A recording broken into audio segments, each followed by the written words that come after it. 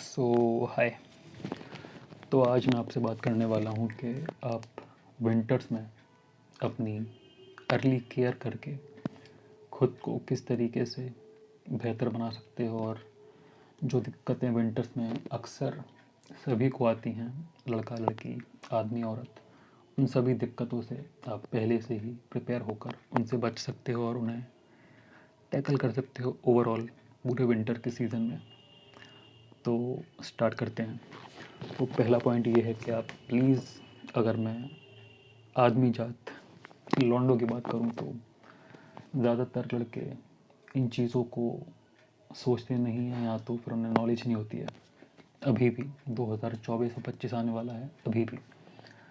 तो make sure कीजिए first point में पहले तो कि आप एक कोल्ड क्रीम और एक मॉइस्चराइज़र पर डिफरेंस समझें, उन्हें उनका डिफरेंस जानें कि होता क्या है। तो बेसिकली कोल्ड क्रीम होती है कि आप उसे अप्लाई कर सकते हो हाथों पर, पैरों पर, या फिर एल्बो पर, जहाँ ड्राइनेस अक्सर सभी की होती है। तो बेसिकली कहने का मतलब है कि कोल्ड क्रीम को आप तेल की तरह यूज़ कर सकते हो, जो कि नहाने के बाद फेस को छोड़ के आप कहीं भी यूज़ कर सकते हो। और एक कोल्ड क्रीम को तो आप जानते भी होंगे बचपन से, अगर आपके यहाँ पे यूज़ होती आई है अक्सर, जो एक वाइट कलर का बॉक्स होता है गोल सा, जिसका ढक्कन होता है ब्लू, तो शायद 2 साल चलती है, पूरे सर्दी में चलती है, बच भी जाती है। तो उसको सिर्फ आप अपने बॉडी तक ही लिमिटेड रखिए। हाँ, काफ़ी अच्छी होती है, वो सस्ती भी होती है, पर वो फेस के लिए नहीं होती है।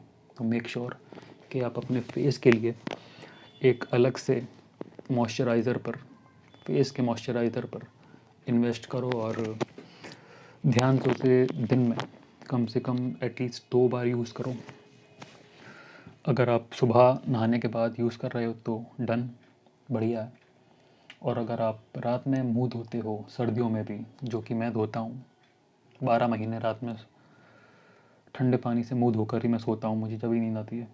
एटलीस्ट आदत हो गई है शायद,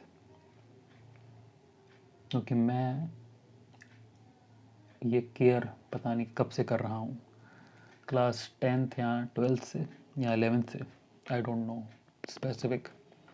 बट हाँ, आप अगर ये करेंगे तो आप, अगर आपकी स्किन उतनी ज़्यादा ड्राई नहीं है, या फिर उतनी ज़्यादा इरिटेटिंग नहीं है, या कॉम्बिनेशन स्किन नहीं है, तो आपको एटलीस्ट 2 बार ही लगाना चाहिए। और अगर आपकी स्किन ओवर ड्राई है तो उस चीज़ को आप 3 या 4 बार भी अप्लाई कर सकते हो, तो उसमें कोई प्रॉब्लम नहीं है। पर आप अपने चेहरे को ड्राई ना होने दीजिए, क्योंकि अक्सर नहाने के बाद सर्दियों में चेहरे पर जो वाइट वाइट स्पॉट पड़ जाते हैं, या उसे ड्राइनेस ही बोलते हैं एक तरीके से, तो वो अगर हो तो काफ़ी अजीब लगता है नहाने के बाद। तो मेक श्योर, पहला पॉइंट ये है कि प्लीज़ मेक श्योर कीजिए कि आप कोल्ड क्रीम और मॉइस्चराइज़र में डिफरेंस जानिए, और एक अच्छे मॉइस्चराइज़र पे खुद के लिए पर्सनल, जो कि ज़्यादा नहीं, 50 रुपये से नीचे तक का आ जाता है छोटा पैक, या छोटी सी जो बॉटल आती है, किसी भी ब्रांड की, किसी भी ब्रांड का ले सकते हो आप, ज़रूरी नहीं है, पर अपने स्किन के हिसाब से। और ओवर यूज़ नहीं करना है उसको, बस लगा कर छोड़ देना है। और दूसरे पॉइंट की बात करें तो हाँ, इस चीज़ से अक्सर सारे लोग ही, चाहे वो आदमी हो या औरत हो, सभी सभी जूझते हैं, और इरिटेटिंग काफ़ी होता है। जो भी अपनी बालों की केयर करता है या उसे अपने बाल पसंद हैं, उन लोगों की बात नहीं करेंगे जो बालों पर ध्यान ही नहीं देते हैं। बहुत से लोग होते हैं। तो जो लोग ध्यान देते हैं या जिनको दिक्कत होती है, उनकी बात करेंगे। तो प्लीज़ मेक श्योर आप सर्दियाँ शुरू होने से पहले ही आप एक अच्छे विंटर का जो एंटी डैंड्रफ शैम्पू होता है, क्योंकि डैंड्रफ सभी को होती है, सभी को होती है। मुझे नहीं पता कि बहुत से लोगों जो होते हैं जिन्हें होती ही नहीं है, मैंने वो तरह के लोग नहीं देखे, पर हाँ काफ़ी मुझे तो होती है, और ये विंटर शुरू होने से पहले ही स्टार्ट हो जाती है।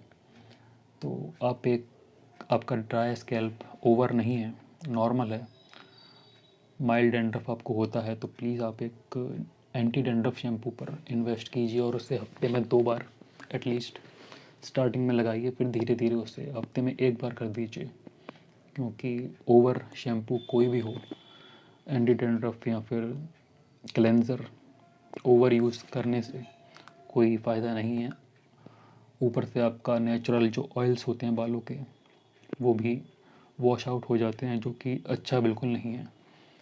तो हाँ, अगर आपका ड्राई स्कैल्प ज़्यादा है तो आप मेक श्योर कीजिए कि आप जो मार्केट में ईज़िली अवेलेबल ब्रांड्स होते हैं एंटी डैंड्रफ शैम्पू के, जो हम बचपन से यूज़ करते आ रहे हैं, टीवी का ऐड दिखते ही या कहीं भी, तो आप एक डॉक्टर प्रिस्क्राइब्ड प्रोडक्ट या एंटी डैंड्रफ शैम्पू पर इन्वेस्ट कर सकते हैं और अप्लाई कर सकते हैं सर्दियों में एटलीस्ट।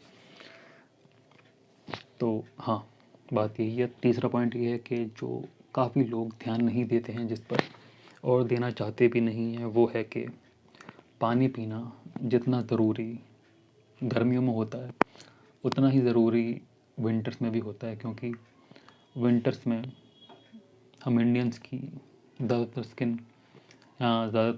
स्किन टाइप वाले जो इंसान होते हैं वो ड्राई वाले ही होते हैं ऑलमोस्ट। अगर हम मेच्योरिटी की बात करें तो मेक श्योर कीजिए कि आप मॉइस्चराइज़र से तो आप अपने चेहरे को हाइड्रेट कर सकते हो कुछ टाइम के लिए, और तेल या फिर लोशन या फिर कोल्ड क्रीम से आप अपने एल्बो, हाथ पैर पर ड्राइनेस ख़त्म कर सकते हो। पर आपको नेचुरली अगर ड्राइनेस नहीं चाहिए काफ़ी हद तक, तो प्लीज़ हाइड्रेटेड रहिए विंटर्स में भी। एटलीस्ट 2 या 2.5 लीटर पानी आप ज़रूर से पीजिए। और हाँ, उससे आपको ड्राइनेस में थोड़ा सा नेचुरल बेनिफिट दिखेगा, जो मैं पहले नहीं किया करता था। पर हाँ, कुछ सालों से मैंने, कोविड से पहले से ही मैंने ये शुरू कर दिया है, या फिर कोविड के बीच में ही, क्योंकि 2019 में काफ़ी सर्दी पड़ी थी मुझे जहाँ तक याद है।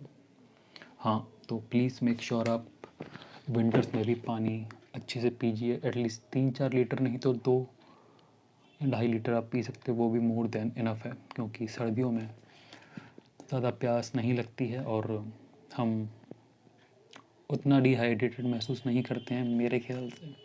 पर फिर भी ये सब जानते हुए समझते हुए आप प्लीज़ पानी पीजिए और खुद की केयर कीजिए।